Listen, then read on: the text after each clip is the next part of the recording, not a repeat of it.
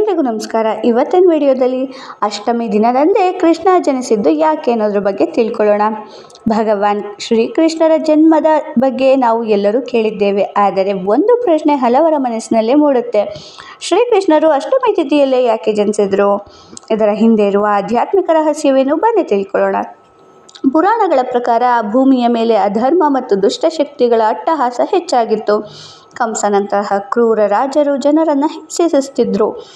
ಆಗ ಧರ್ಮವನ್ನು ರಕ್ಷಿಸಲು ಮತ್ತು ದುಷ್ಟರನ್ನು ಸಂಹರಿಸಲು ಶ್ರೀ ಮಹಾವಿಷ್ಣುವು ಕೃಷ್ಣನ ರೂಪದಲ್ಲಿ ಅವತರಿಸಲು ನಿರ್ಧರಿಸಿದರು. ಶ್ರೀಕೃಷ್ಣರು ಭಾದ್ರಪದ ಮಾಸದ ಕೃಷ್ಣ ಪಕ್ಷದ ಅಷ್ಟಮಿ ತಿಥಿಯಲ್ಲಿ ಮಧ್ಯರಾತ್ರಿಯ ಸಮಯದಲ್ಲಿ ಜನಿಸಿದರು. ಅಷ್ಟಮಿ ಸಂಖ್ಯೆ 8 ಸೂಚಿಸುತ್ತೆ. ಹಿಂದೂ ಧರ್ಮದಲ್ಲಿ 8 ಸಂಖ್ಯೆಗೆ ವಿಶೇಷ ಮಹತ್ವವಿದೆ. ಇದು ಅನಂತತೆ, ಸಮತೋಲನ ಮತ್ತು ದೈವಿಕ ಶಕ್ತಿಯ ಸಂಕೇತವಾಗಿದೆ.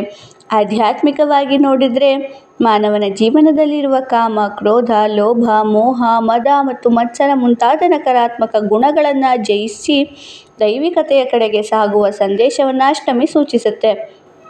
ಕೃಷ್ಣರ ಜನ್ಮವು ಕತ್ತಲೆಯ ಮಧ್ಯೆ ಬೆಳಕು ಹುಟ್ಟಿದ ಸಂಕೇತವಾಗಿದೆ.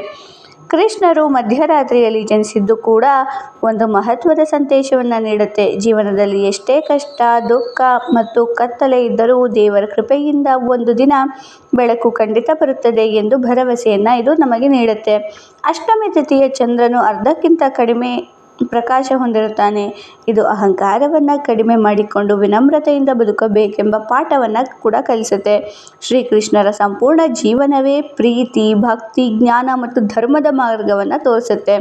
ಆದ್ದರಿಂದ ಶ್ರೀಕೃಷ್ಣರು ಅಷ್ಟಮಿ ದಿನ ಜನಿಸಿದ್ದು ಕೇವಲ ಒಂದು ದಿನಾಂಕದ ಆಯ್ಕೆಯಲ್ಲ, ಅದು ಧರ್ಮದ ವಿಜಯ, ಅಜ್ಞಾನದ ಮೇಲೆ ಜ್ಞಾನದ ಜಯ ಮತ್ತು ಕತ್ತಲೆಯ ಮೇಲೆ ಬೆಳಕಿನ ವಿಜಯವನ್ನು ಸೂಚಿಸುವ ದೈವಿಕ ಸಂದೇಶವಾಗಿದೆ.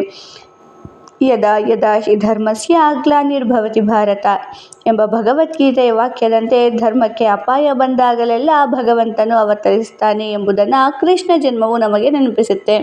ಧನ್ಯವಾದಗಳು. ಶ್ರೀಕೃಷ್ಣನ ಕೃಪೆ ನಿಮ್ಮೆಲ್ಲರ ಮೇಲಿರಲಿ. ವಿಡಿಯೋ ಇಷ್ಟ ಆಯಿತು ಅಂದರೆ ವಿಡಿಯೋನ ಲೈಕ್ ಮಾಡಿ, ಶೇರ್ ಮಾಡಿ, ಸಬ್ಸ್ಕ್ರೈಬ್ ಮಾಡಿ. Thank you for watching.